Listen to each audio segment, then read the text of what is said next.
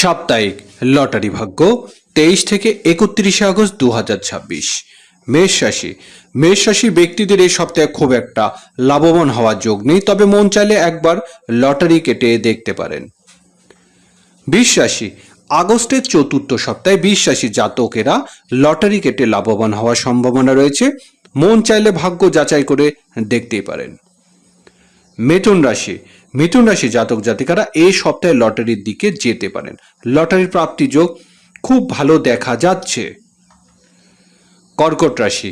এই সপ্তাহে প্রথম দিকে কর্কট রাশির জাতকদের লটারি যোগ মধ্যম প্রকৃতি দেখা যাচ্ছে, খুব বুঝে লটারির দিকে এগোতে হবে। সিংহ রাশি। সিংহ রাশির জাতকেরা লটারির দিকে এগোতে পারেন, তবে সপ্তাহের শুরুতে এবং শেষের দিকে একেবারে লটারি কাটতে যাবেন না। কন্যা রাশি। আগস্টের শেষ সপ্তাহে কন্যা রাশির জাতক জাতিকারা লটারি মধ্যম প্রকৃতি দেখা যাচ্ছে, লটারি কাটতে পারেন। তুলা রাশি। তুলা রাশি ব্যক্তিদের এই সপ্তাহে লটারি কাটার বিশেষ মনোযোগ না দেওয়াই ভালো, প্রাপ্তি যোগ ভালো দেখা যাচ্ছে না। বৃশ্চিক রাশি।